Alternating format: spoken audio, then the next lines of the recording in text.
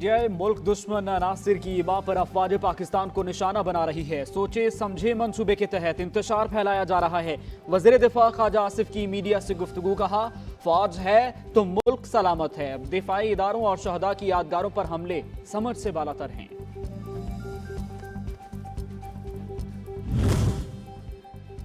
पाकिस्तान की तरक्की खुशहाल बलूचिस्तान से मशरूत है। मुश्किल वक्त में अवाम को तनहा नहीं छोड़ेंगे। अमीर जमात इस्लामी सिराजुल हक का अज़्म कोयटा में मीडिया से गुफ्तगू में कहा, बदअमनी, तबाहाल इंफ्रास्ट्रक्चर और बुनियादी ज़रूरियात की अदम फराहमी सूबे के बड़े मसाइल हैं। तमाम स्टेक होल्डर्स को जिम्मेदारी लेकर अवामी मफाद की खातिर किरदार अदा करना होगा।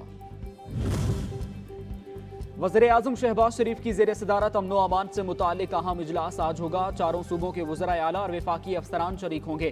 पंजाब हुकूमत 9 मई फसादात के बाद गिरफ्तार अफराद से मुताल्लिक़ रिपोर्ट जमा करवाएगी। वफाकी हुकूमत के इक़दामात पर भी ब्रीफिंग दी जाएगी।